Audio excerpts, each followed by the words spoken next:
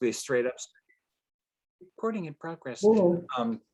Thank you all for being here for our first kind of group discussion, question and answer opportunity with none other than Jim McElroy and Ricardo.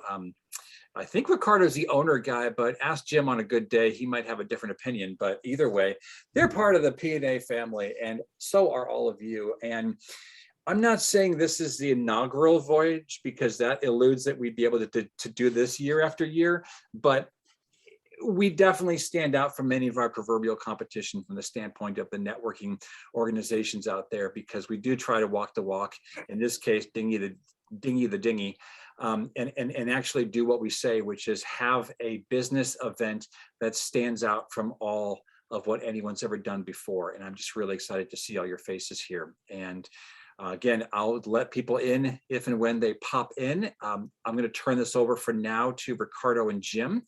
So again, thank you, and I'll shush up for now. Thank goodness, my goodness. No, Brian, thank you. So Brian, yes, I happen to own this location, but Jim's my boss. So I don't know how that works, but somehow that's how it happened. And so anyways, thanks everybody for being here. I am calling it the first annual seminar on the sea, because I have high hopes for what we're going to do this. And maybe it won't always be on the sea, but some version of PNAnw leading the way and doing these types of events, I think is really cool. You know, I have over the years, and Jim has over the years, talked to other people who think about this type of activity and this type of event, and everybody seems to think it's a good idea and, oh, wouldn't that be cool? But nobody ever has the gumption to actually do it. And lo and behold, Mr. Trendler says, yes, I think we should do that, and is taking the reins and taking the lead. And I think that's a good example of the PNAnw way. So I'm proud to be part of this organization for many years now, and for many more to come. And I view this type of event as, again, a unique thing that nobody else is doing, that adds value not only to our membership, but also to the community at large and the business community at large. And so the main idea here today is to give you the quick rundown. It's not going to take very long, but give you the quick rundown of the trip itself, see what kind of questions you have, and ultimately have a couple of things happen at the end. One, if you're so inclined and feel like, yes, this is something I definitely want to do, let's coordinate a time to answer your questions specific to getting you booked. Part two is, let's get you excited enough to say, hey, I want other people to experience this as well. And so as we're all going to other networking groups or business association groups, chambers, things like that, let's spread the word. Let's evangelize this a little bit. One thing that I know 100% for sure about cruising in particular is that the more people, the more fun you have. So we will be a fun group no matter how many are there, but it certainly starts getting more fun the more people you start adding. So I'm hoping for big things from this. All right, without further ado, do I have the reins here, Mr. Trendler?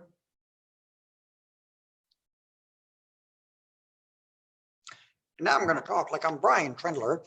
And so this morning I was combing my hair and I realized that I was using my toothbrush. Oh, well, by Jiminy, that was such an odd thing to do.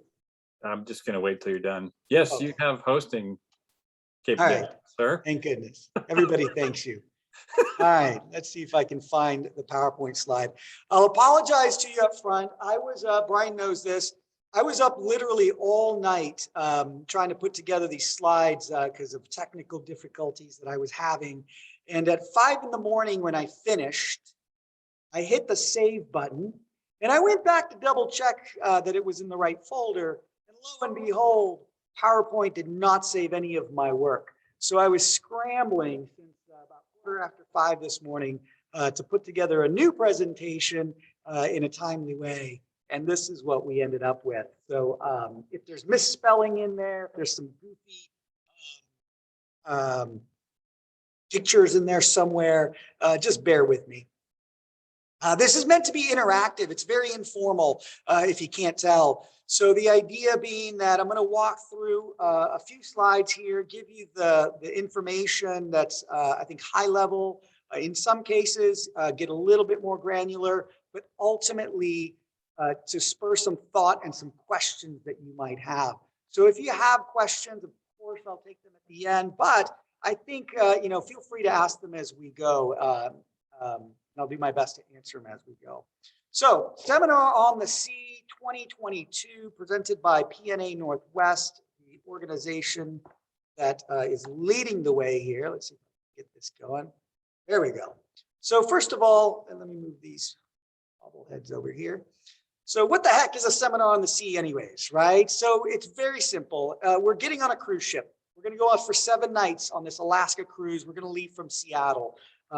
When Brian was first thinking this through with Jim, there was an idea of where would we go and what would we do?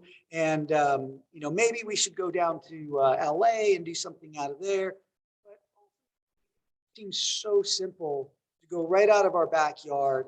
This is one of the premier cruises in the world. People literally come from all over the world to do these cruises, and it's right here, no flying needed. So the simplicity of it certainly made it appealing.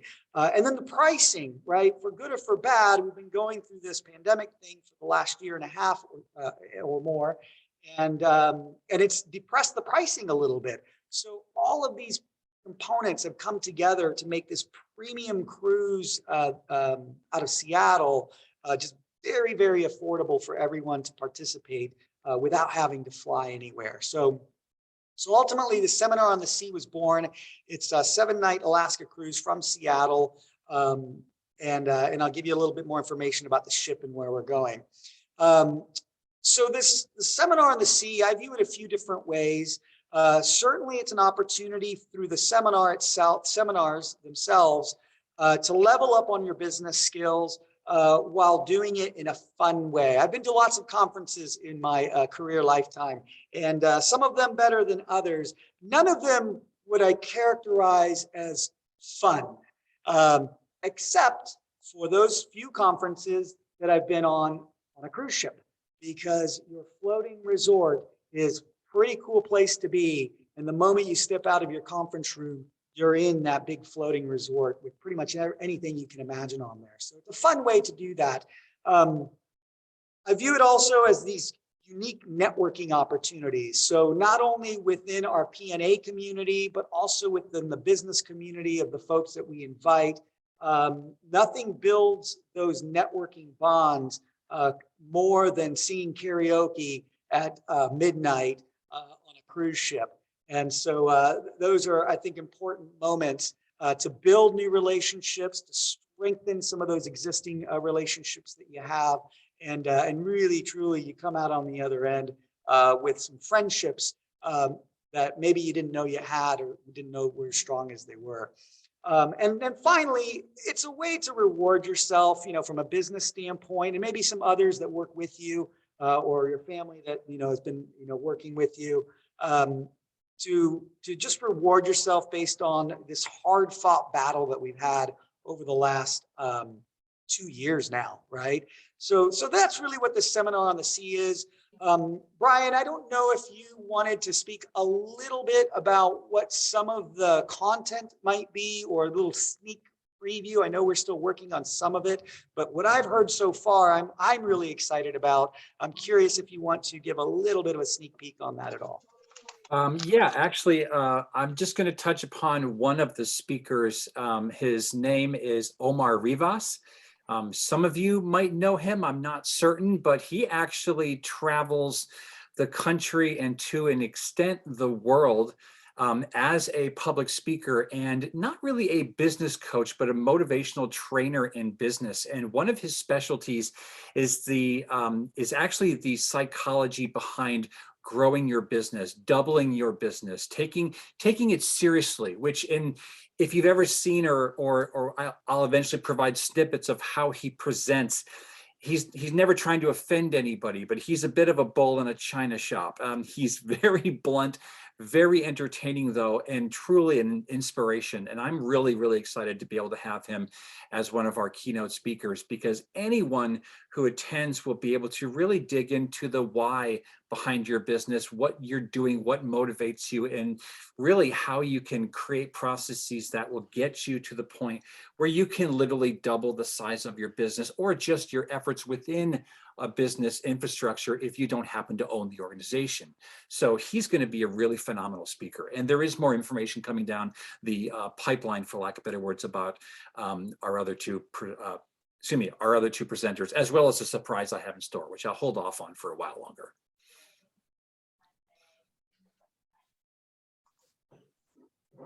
Yeah, I'm gonna unmute. Thank you, Brian.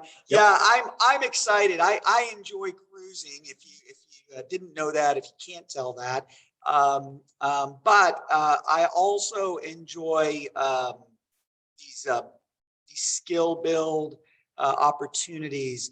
And so when Brian started kind of rattling off some of the ideas that he had for speakers and topics, I was getting really excited about this thing, not only for the cruise, but especially for the information that I was going to walk away from with these seminars. So cool. Looking forward to more of that.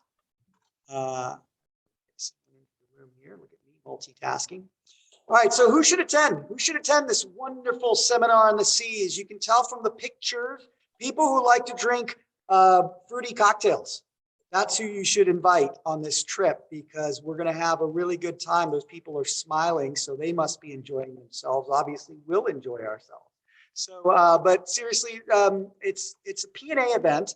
So, of course, PNA members, should think about coming and participating in this community that we've built. But it's not just for PNA members. It should be really any area business leaders that we know of. They should be coming as well for those networking opportunities, for those relationship building opportunities, for those skill building opportunities. And that means anyone that's interested in maintaining just the health of our community, of our business community, they should be a part of this, because again, I think it's going to be a pretty good event, pretty big event, and an important event for our business community. Of course, it's a cruise ship. It's not a normal conference. So guests, I think we should be thinking about our guests. I plan on bringing my family. I know other people that plan on bringing their families. It's very conducive. If you've never been on a conference on a cruise ship, it's very conducive for family members to come while you're in the seminar. They're out gallivanting around the ship, having a lot of fun, and then you're just kind of integrating with them as soon as your seminar is done.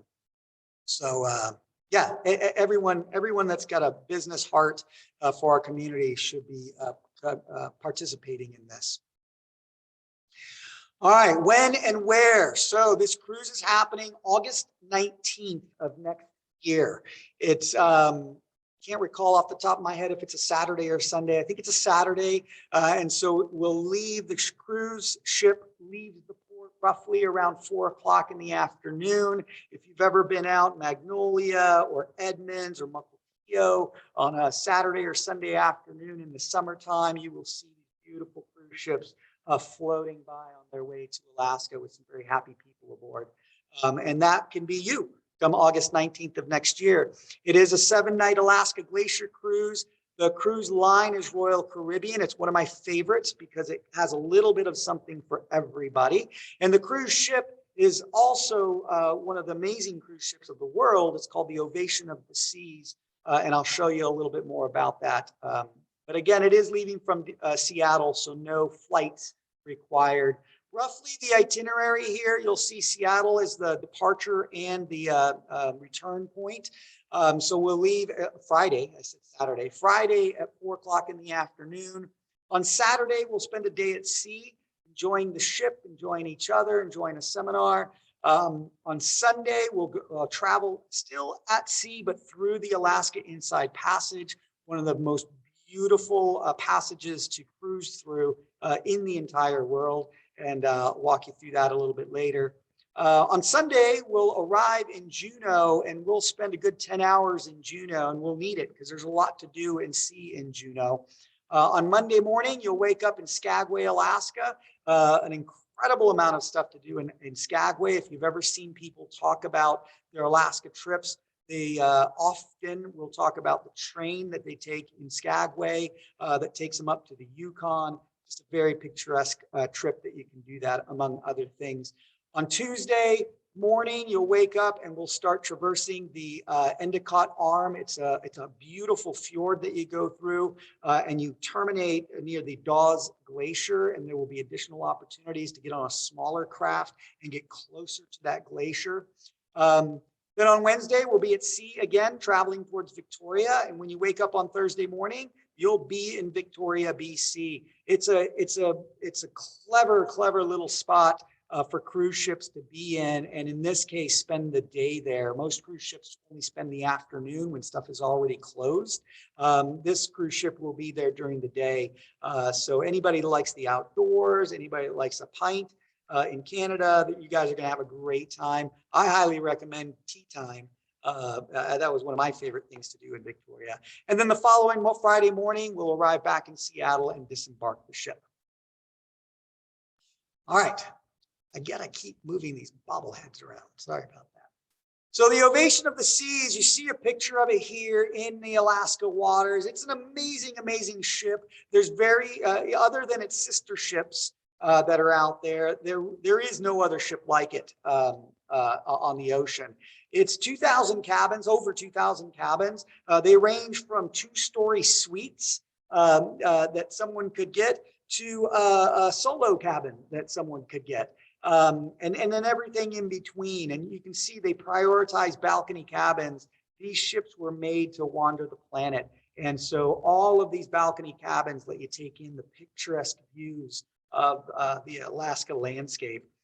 So over 2,000 cabins to choose from. We have reserved 20 of them. We'll probably continue reserving some more, but we'll talk about that a little bit later. 16 elevators on this ship. 16 restaurants on this ship. By the way, there's 16 decks on this ship. They have 10 different bars, including a robot bar, meaning it's manned by robots, not just for robots to go in. There are 4 pools, 4 jacuzzis, again, 2 robot bartenders, mix and mingle, and one each of an observation pod.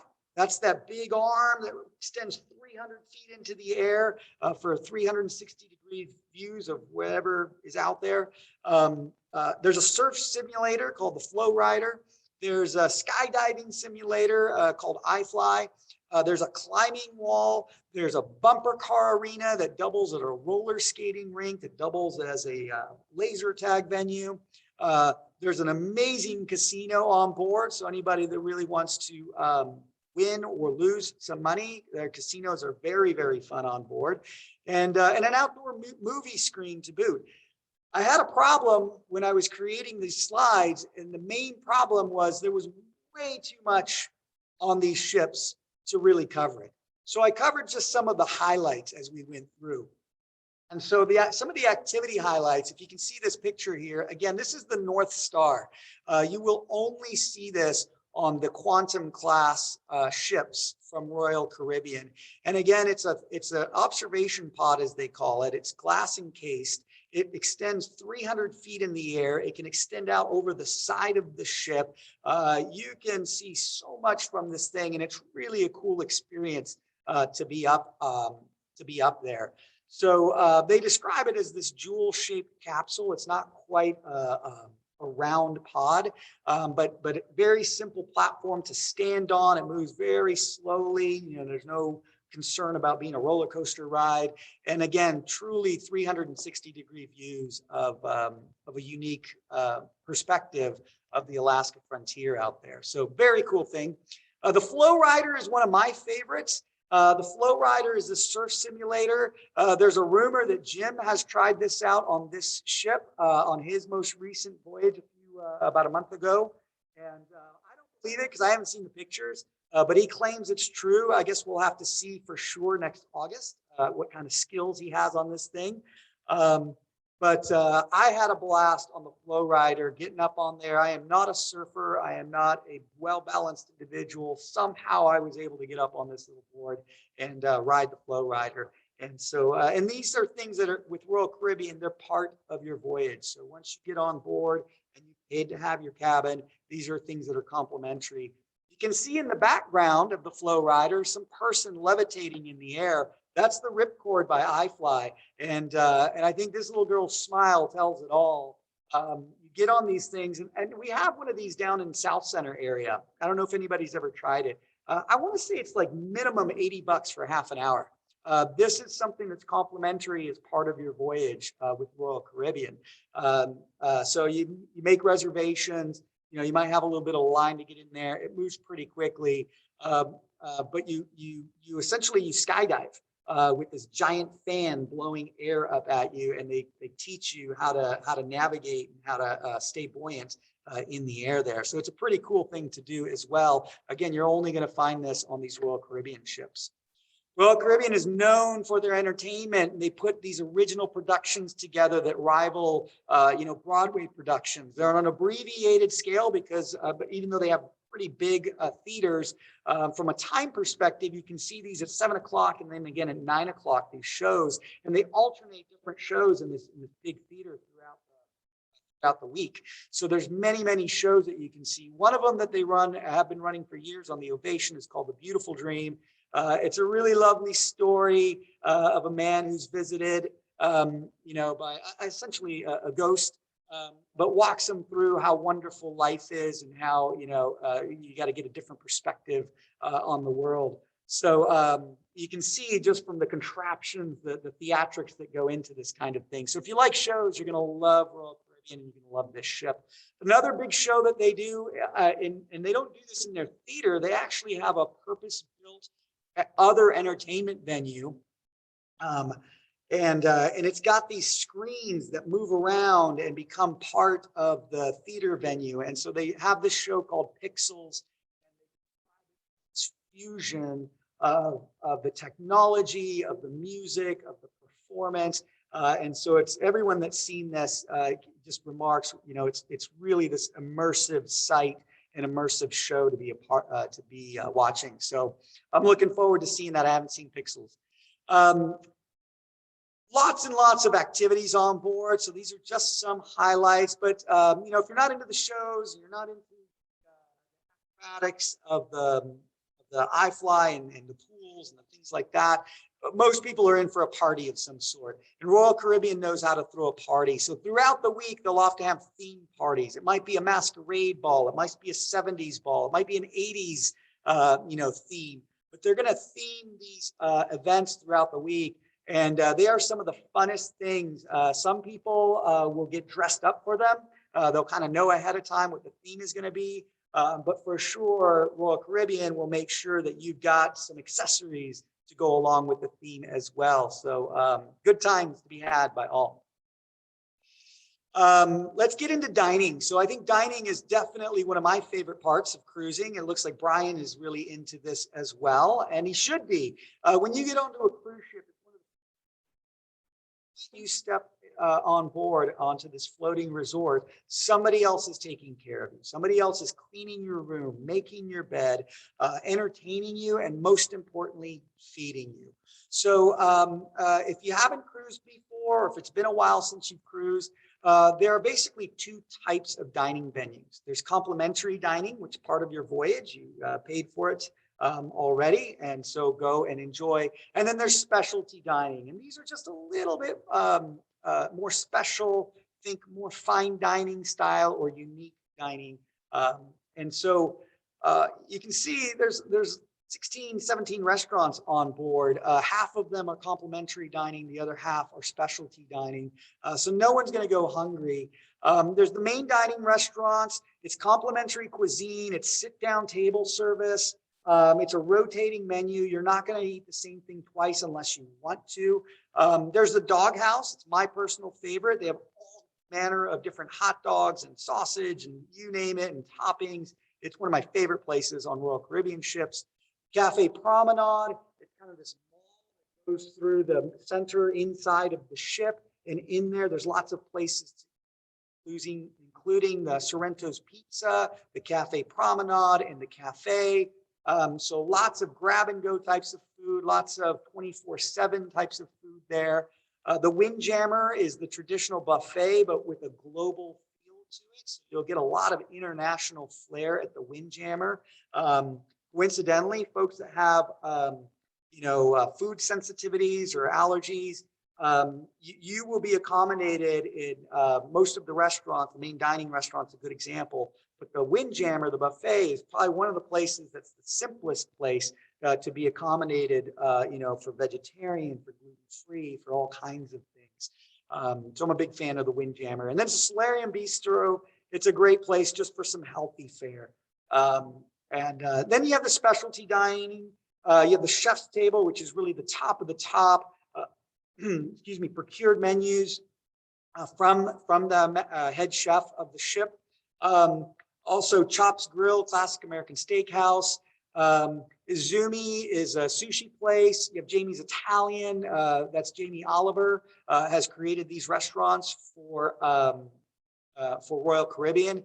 But really the cream of the crop here is Wonderland. It's a very unique dining experience. It's immersive. It's not just about the food. It's an experience once you go into this restaurant in Wonderland. Specialty dining tends to be surcharge. Think in terms of $30 to $40 per person on a prefix menu, and really amazing, amazing food. And I'll show you a little bit of highlights on that in a little bit. So the main dining room, Brian wanted some pictures. And so I put in some pictures here from the main dining room. There were many, many, many to choose from. These were just some that kind of spoke to me.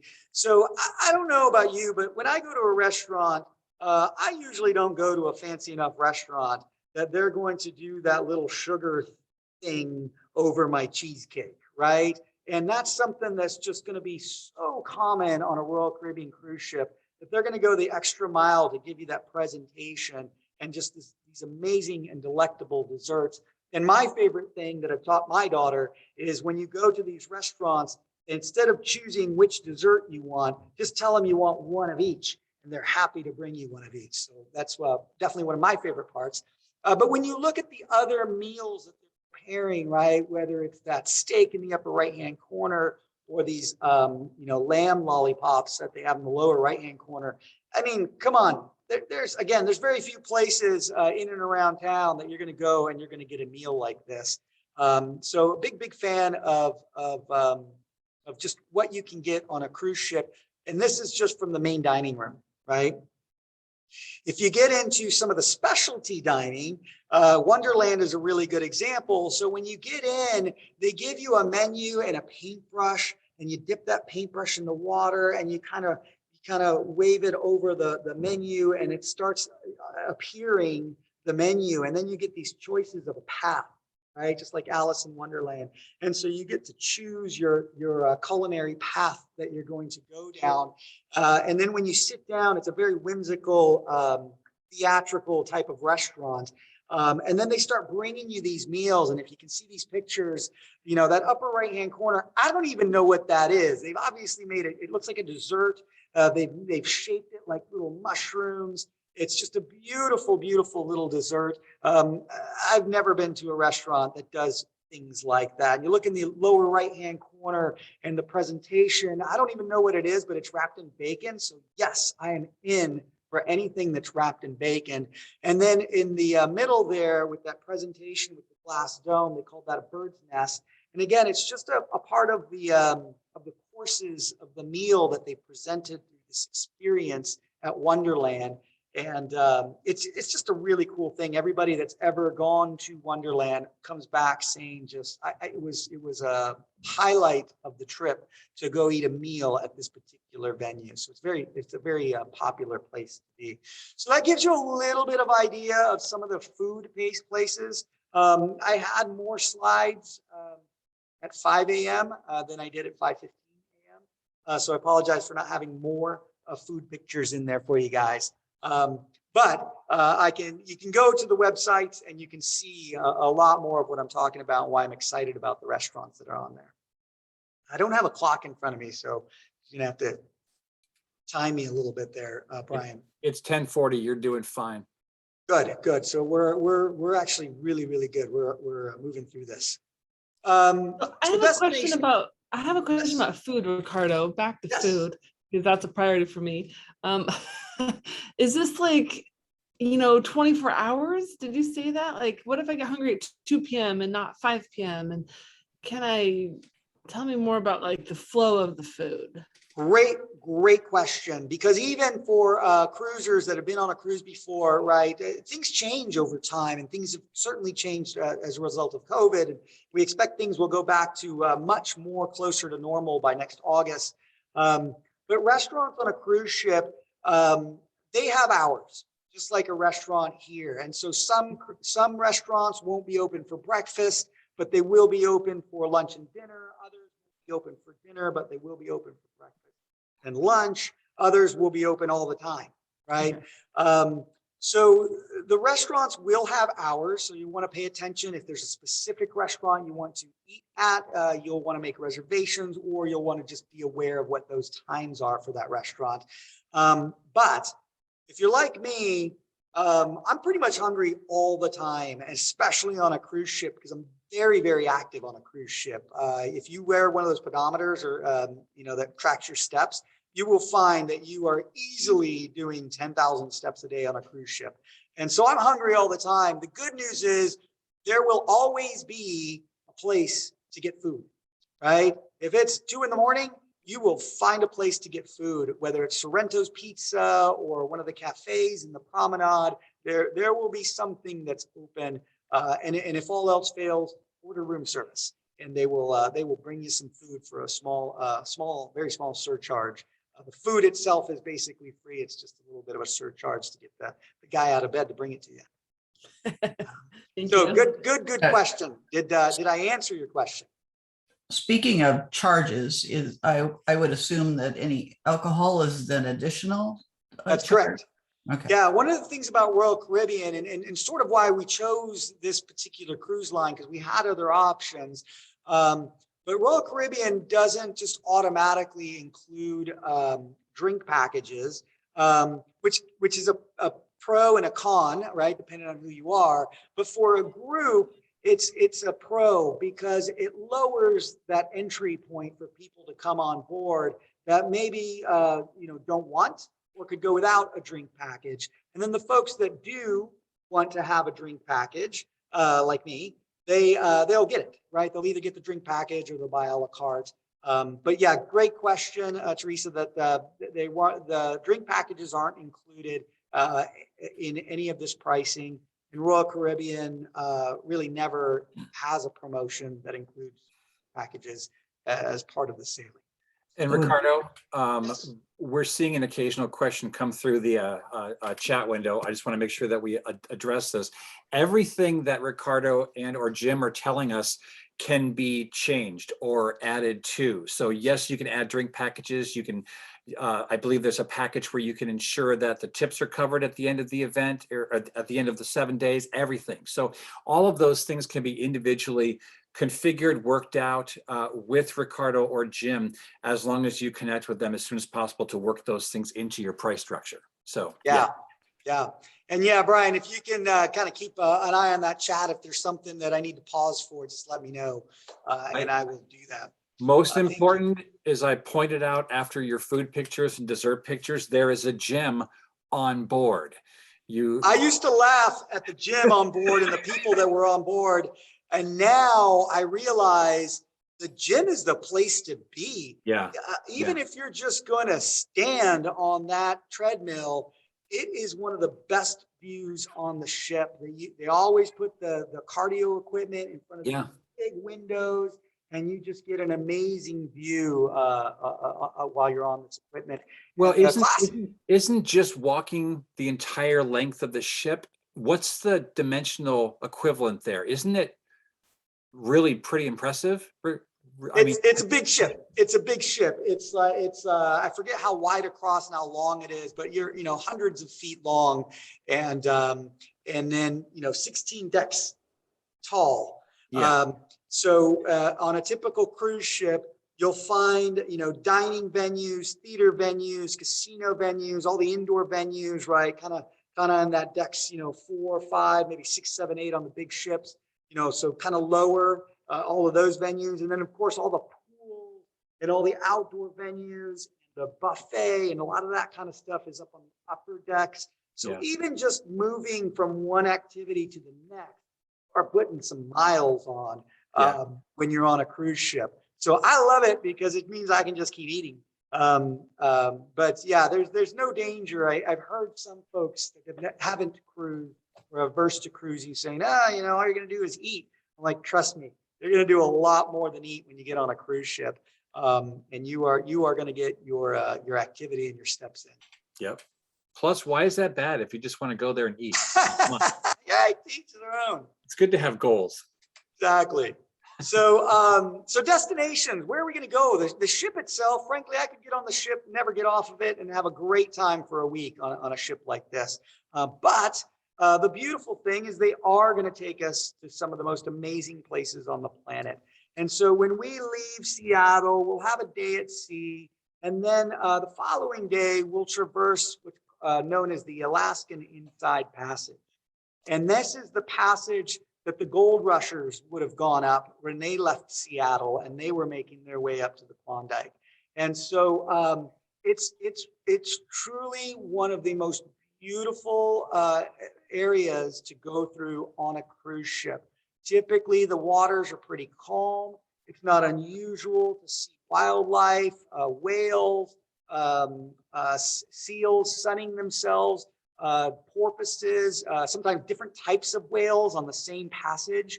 You'll get in at the beginning of the inlet and you might see a certain type of whale, and you'll get in further and you'll see another type of whale. And then just the raw beauty of the peaks and the greenery. It really is an amazing way to start your trip and get into the moment of that relaxation. And for history buffs, right, really to think about these gold rushers and what they were doing, back in the 1860s. Let's see here. So eventually we are going to make port, and we're going to be at Juneau. Juneau can only be accessed by air or by sea. You can't drive to Juneau.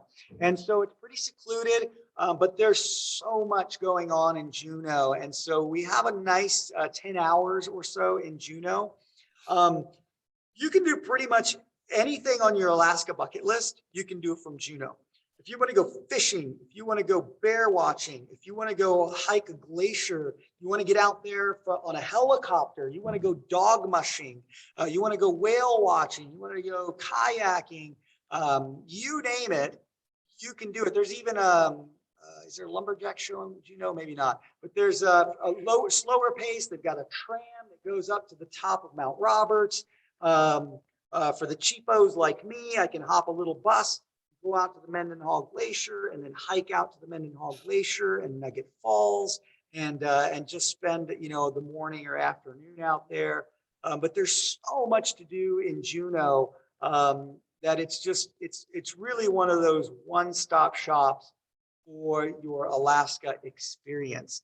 And so I like that Royal Caribbean is going to spend a decent amount of time there to be able to experience it all. Of course, there's a cost to these excursions, and some of them, will cost more than others. As an example, getting on a helicopter isn't cheap. So that helicopter will take you and about a handful of others, and they will take you out to the glaciers. They will land you on a safe spot. You will have all your gear ready to go, and you will actually hike that glacier in some cases for 20 minutes, in other cases for an hour and a half or more. So there's all different variations of how to do this.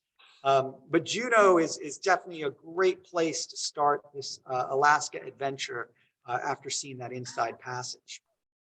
The next stop is going to be Skagway. And so again, Skagway was that frontier town.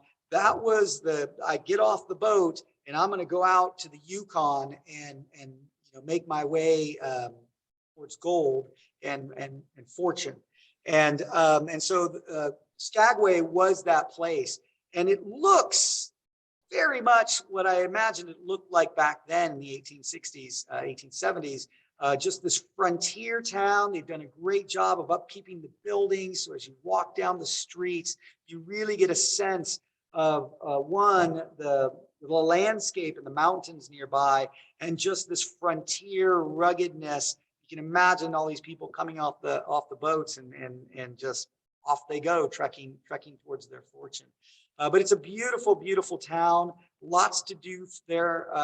One of the most popular things to do is the train that takes you up to the Yukon. It's a very scenic train to do there. But I will pause for a second. There is a National Gold Museum, a Klondike Gold Museum there. It's actually part 2 of a museum that starts in Seattle down near the Seahawks Stadium. So if you have any interest in this part of our nation's history, I highly recommend that before you go on the cruise, maybe a month or so before you go on the cruise, take the time to go do the Klondike Museum in Seattle. You'll see where it starts, and then you'll be able to go to the Klondike Museum in Skagway and see the other half of the stories of the people like Nordstrom and some of these other folks that were part of what was going on here. So it's kind of a neat thing to do if you're into history that way. After you leave Skagway, you're going to spend some time doing some scenic cruising, and we're specifically going to go up through this Endicott Arm and see the Dawes Glacier.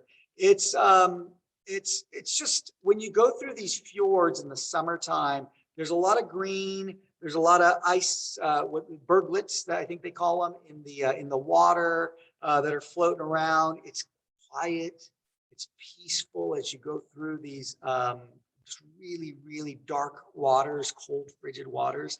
And then you kind of get to the payoff through this fjord of the Dawes Glacier. And you can see in the top picture, there's a small boat. It's an excursion you can take from the big boat, from the big ship, to get you really up close to that glacier that's traveled, hundreds of miles to get to the seawater.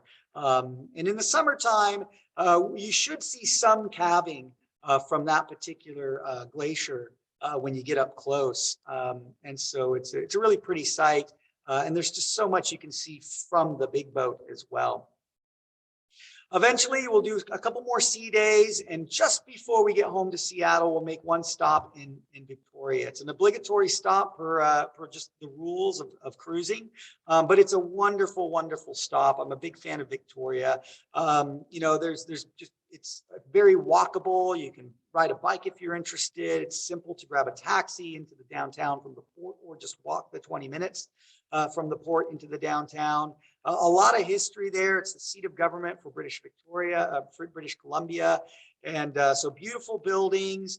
They have the Craigdarroch Castle, which is a beautiful old home that's definitely worth a visit. And again, I'm a big fan of having tea at the Fairmont Empress there, and doing tea time in front of a big fireplace or something. So lots of things to do in Victoria, and you'll have lots of time to enjoy it while you're there.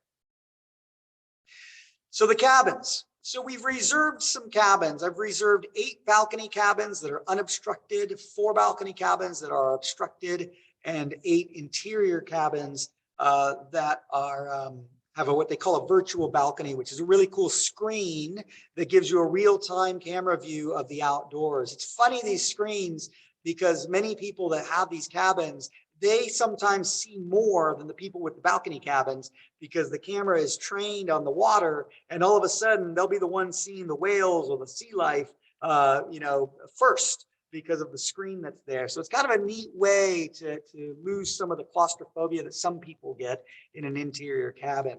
Most people, I find, have a great time in an interior cabin. Once you're in it for a couple of minutes, 10, 15, 20 minutes, you realize it's just a room, and it's a fantastic room to be in. So we have reserved cabins. They're a finite amount. Right? We will get more should the need arise, or we will try to get more should the need arise, but we're not the only people on this ship. So we've reserved a certain number of cabins. We will reserve more if they're available.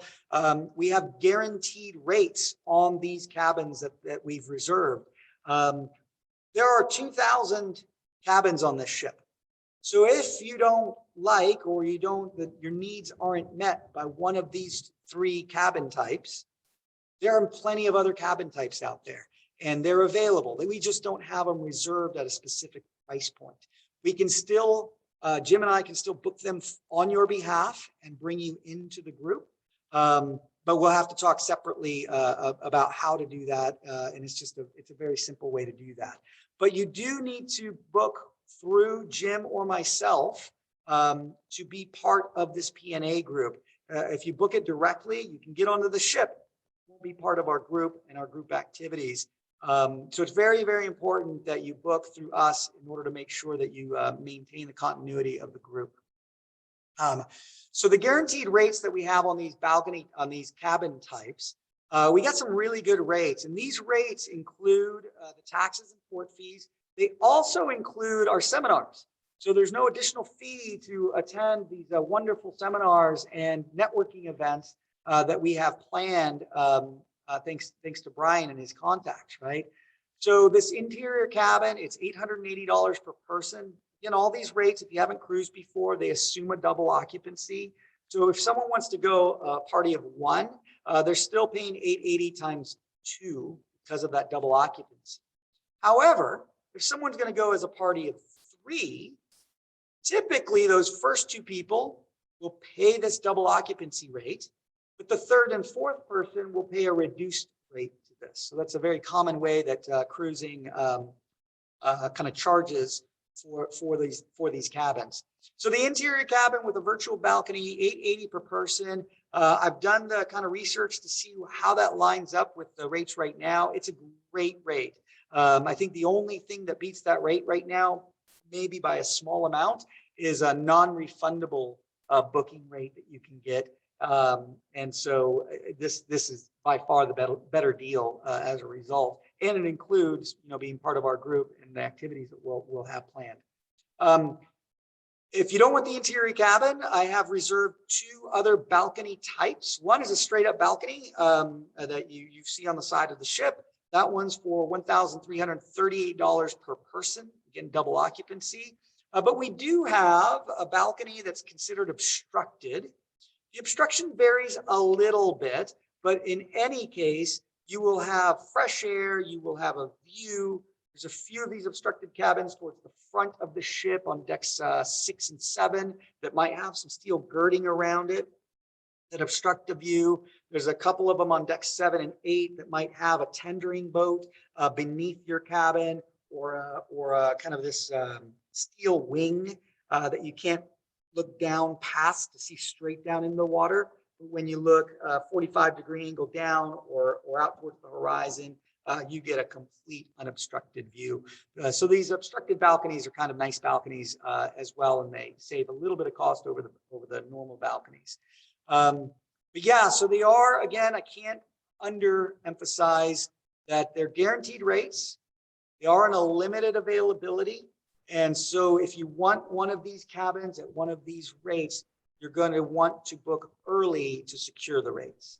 Including the $250 per person refundable deposit. Can you explain a little bit about that as far as the value of that? And then frankly, with these cost structures, what that does to the overall price if you have to do the 250 times 2? I mean, that's already $500 toward these expenses.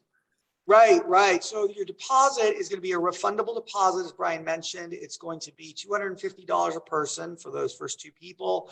And so, if you're paying $880 per person, and you've already laid down $250 for your interior cabin, you do the math, you're not that far off from paying for the rest of your cabin. So anybody that's kind of, working towards getting onto the ship, it's a great way to get your booking in early. It's a great way to then start budgeting for the remainder of the payment, which will be due eventually 90 days before the sailing. So if the sailing's in August, your final payment will be due in May. But once you lay your deposit, that cabin is yours until you don't want it anymore, or until you want it and get onto the ship. You pay your final payment. If you were looking at what's left there, it leaves you at $1,260 that you'd have to pay off for the double occupancy for the interior cabin. And, break that down within 8 months, that's $157 a month. Or again, and I'm sure you'll get into this, there's benefits to paying it off early as well. Right. There's benefits to making the bookings early, and we'll talk about that. That'll be a good segue here. Just one last reminder that again, there are additional optional cabins ranging from, these 2-story loft suites with crazy perks and amenities to solo studio cabins. For someone that wants to go solo. So lots of different cabin opportunities that are available. There are good rates on them right now. They're just not the guaranteed rates that we were able to secure for those other cabin types. So still lots of availability, still important to book early, regardless of the cabin that you're going to book, and extremely important, really a must to book through Jim or myself to ensure that you're part of the PNA group. Oops, that must have been part of the, what I had in here before must have been part of the presentation that got deleted. So we have an incentive right now. If anyone who wants to book a cabin, you're pretty confident that you want to book, the incentive is if you book by October 31st, we're going to lay a $50 credit on your booking, which means it's an onboard credit. When you get on board, you'll have an extra $50 of spending money. And if you've ever been on a cruise ship, there are lots of things and lots of opportunities to spend it all. I'm a big fan of the spa and mani-pedis. That's kind of my thing. But you can use it towards specialty dining. You can use it for excursion. You can use it for pretty much anything. Buy something on the ship except the casino. The casino is pretty much the only thing you can't use it towards. But otherwise, again, if you book now through October 31st, if you're going to book it anyways, let's just go ahead and get it done because it'll be worth an extra $50 for you to do that. Plus, again, these are a finite number of cabins in our reserve categories. So 2 things that will happen in there. One, the people that book sooner rather than later will secure those cabins. Once those cabins run out, we will try and get more, but it's subject to availability. If we can get them, great. More people can get that reserved rate. But if we can't get them, the latecomers will pay a different rate, assumably a higher rate than what we did on our guaranteed rate. So it's important to book early. It's worth an extra $50 to anybody who does. It is a refundable deposit, which means if somewhere down the road the rate actually goes down, it happens from time to time. But if the rate goes down, we can refare you on that new rate. And make sure that you get that better rate. And many times, if that happens, people will use that better rate to upgrade their cabin. So lots of ways to do that. We'll help coach you through that. But ultimately, there's very little risk to booking your deposit sooner rather than later. And there's a lot of advantage and incentive to book it sooner rather than later. So that's the main piece. What kind of questions might you have? Ricardo, just real quick to clarify, the $50 onboard credit if people book by October 31st. I think I typoed, it's October 31st is what you said. That's just a book, that's not to pay for the trip in full, correct? Correct. Yep, Okay. that's just to lay your deposit down and put your dibs on that cabin. Well, I need to do that then. So can someone contact me and I can book my cabin? Yeah, and I can write with a business check, right? Becky, Miss Accounting Friend, this whole thing we can write off, right? That's so cool.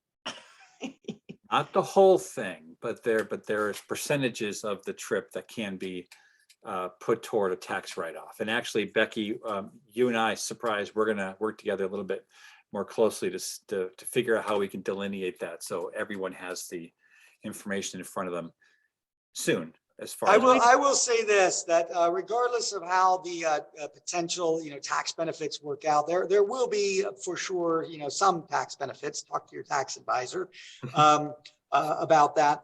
But these rates are phenomenal. It's one of the silver linings of this whole debacle that is the pandemic. It's made travel rates very affordable. And so these rates that we're seeing right now for this cruise in August 19th, it's unheard of, right? It's often almost twice as much to go on the same ship in these same cabins. And so, being able to get a balcony cabin for 2 people for that amount is really unheard of. I haven't seen it in a very, very long time.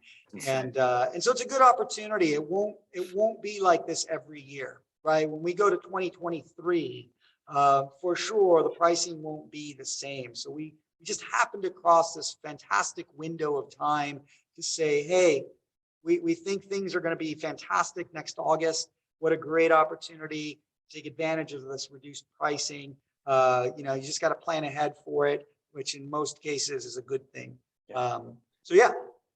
So Ricardo, a question. Yes. So both my husband and I are planning to go. And so do I send you a check to an address or, What phone we'll call you do, or whatever? yeah, great question. So what we will do is Jim or myself will reach out to you and coordinate a time to get all the information we need to book your cabin, including the payment information. Officially, we're not going to, just so you know how it works, kill the share screen, please. I can do that. So officially, the way this is going to work is we're not going to actually handle any money. We're not going to take any money here at the agency. One of the beautiful things about cruising is we're basically just going to pass through that payment. So regardless of check or credit card or however you want to pay, we're going to pass through that payment directly to Royal Caribbean. And so your deposit will ultimately go directly with Royal Caribbean. And so we'll walk you through that. If you're going to pay by credit card, we just obtain a credit card authorization form from you that allows us to use that card to make payment to Royal Caribbean. If you want to pay it with a check, we'll get you the instructions of the best way to do that. So, but yeah, we'll work with you to make that happen. I'm excited. I'm going to I haven't booked mine yet, but we were just talking yesterday, Brian and I, that I'm going to book mine today, and I think there's going to be probably some other people that book theirs today. At initial tally, we'll see how it goes. But we probably have about a dozen cabins loosely committed at this point. And so we've already got a pretty good sized group that's going to be going on this trip. So fun times ahead. Again, lots of value coming out of the seminar, an immense amount of value coming from the networking and the social aspects of it. And again, it's a vacation in a beautiful part of the planet. Marcel? One more question, and thank you, Ricardo. And Teresa, his space is right down in Mill Creek, just up the road from my office. I think you've been near there. Anyways, the presentation in November that's open to the public, is that the same as today's presentation, but tailored toward a non-PNA person? Is that right?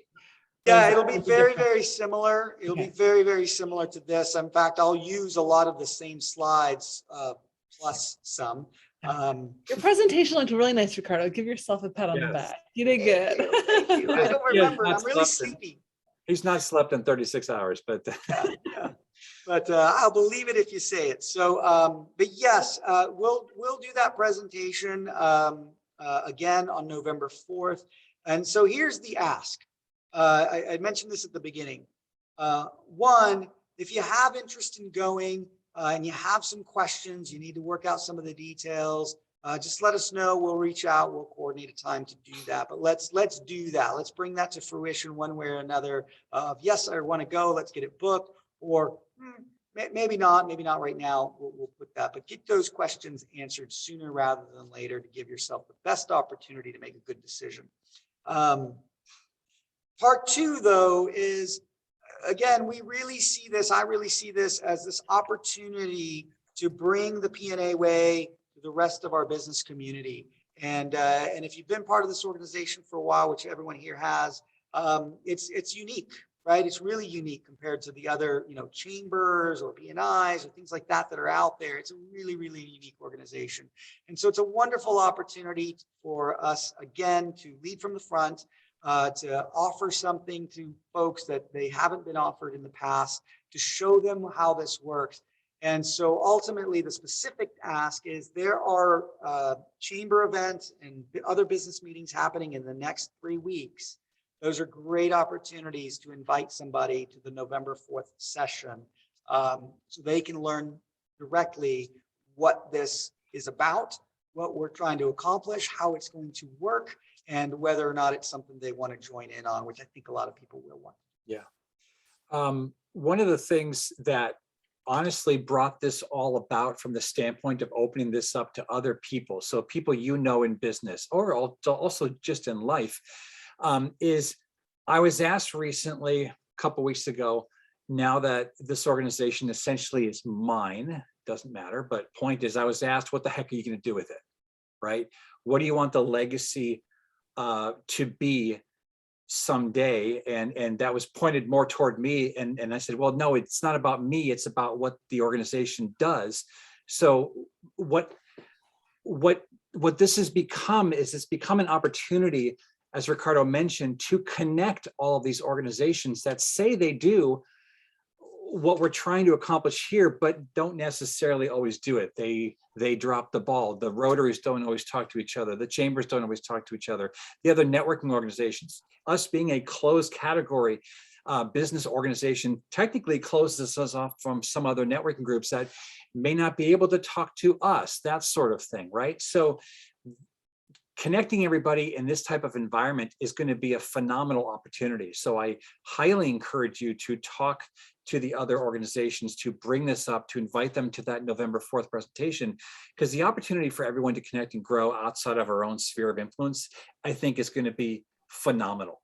And really, a lot of the networking and the connecting, it's not going to happen during the workshops. It's not going to happen during the business seminars. It's going to happen during the networking socials that we have scattered throughout all of the amazing things, in my case, mainly eating, during the 7 days of the cruise. Imagine the fun I'm going to have to do now to set up those networking socials in and out of all this incredible stuff. That's where opportunity happens. And that's where I just start to slather, not just over the steak and the dessert with the weird crystal candy thing, just the immensity as far as the potential to connect with folks outside of who we already know within the PNA network. So I hope that helps too. Any other questions for Ricardo or Jim, or for me?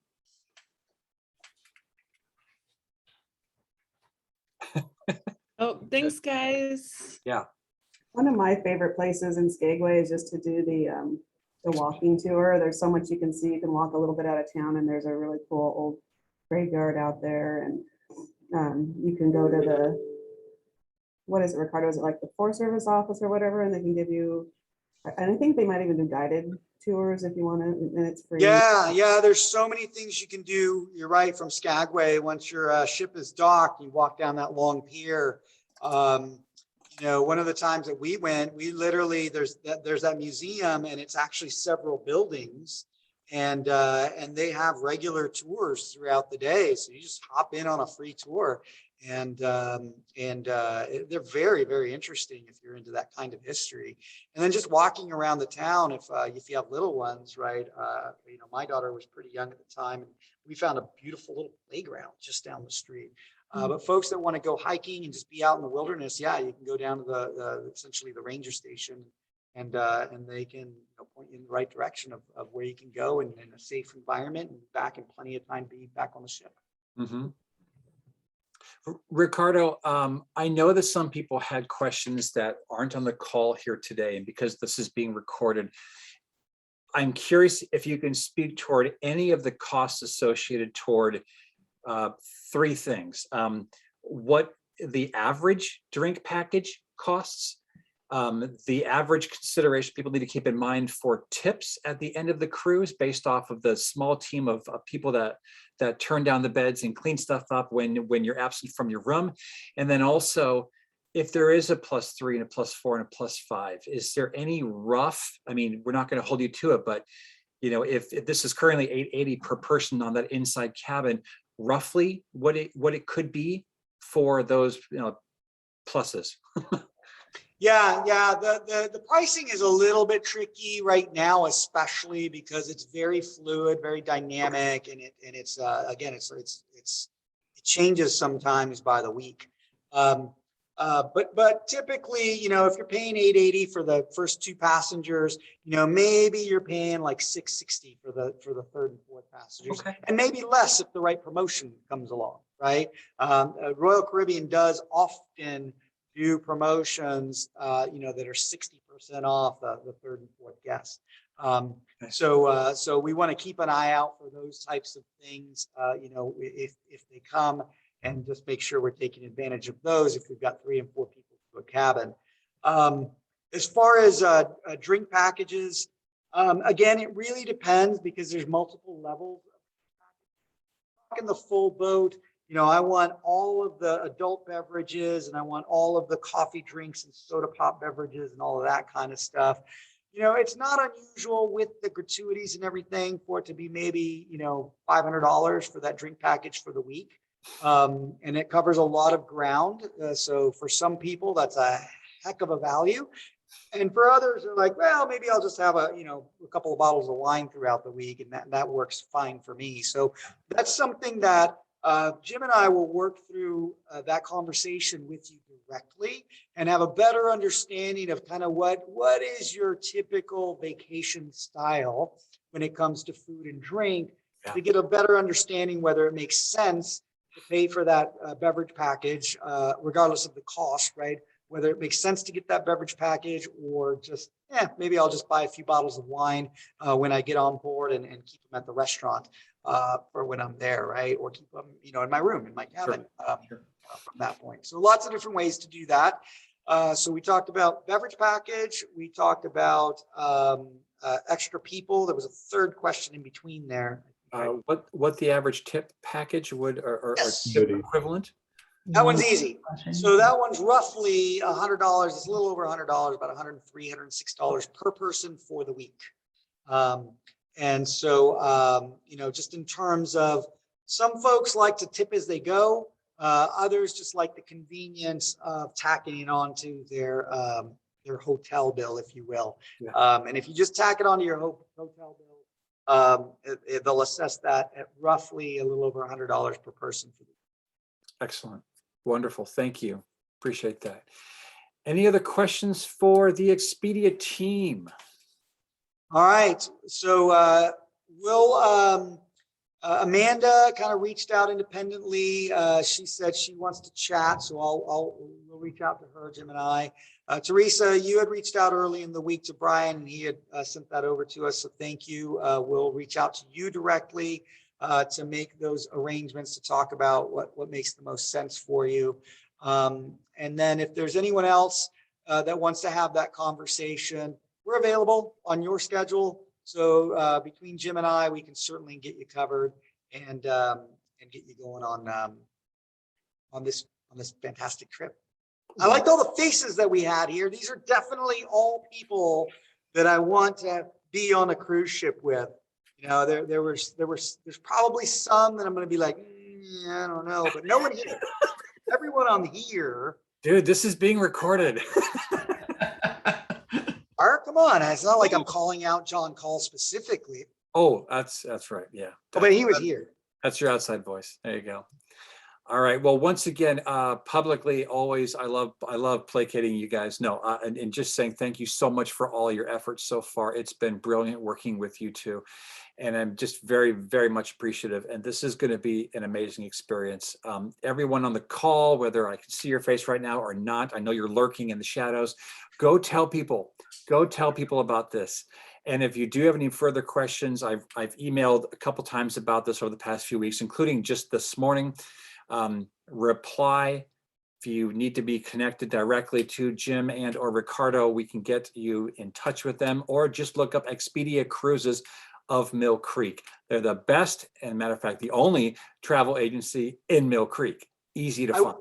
I will say this, we have the office here in the town center next to the Coldstone Creamery. But because of the pandemic, we haven't been keeping regular office hours. So I don't recommend just showing up, because there's a pretty decent chance that you're not going to find anyone here if you just show up. But if you call or email, there's 100% chance that we will be here for you. Fantastic. All right, last chance for any other questions. Are we good, everybody? Good. Okay, thank you so much for attending. I'm going to hit stop recording now. I don't know why I just said that, but I'm going to.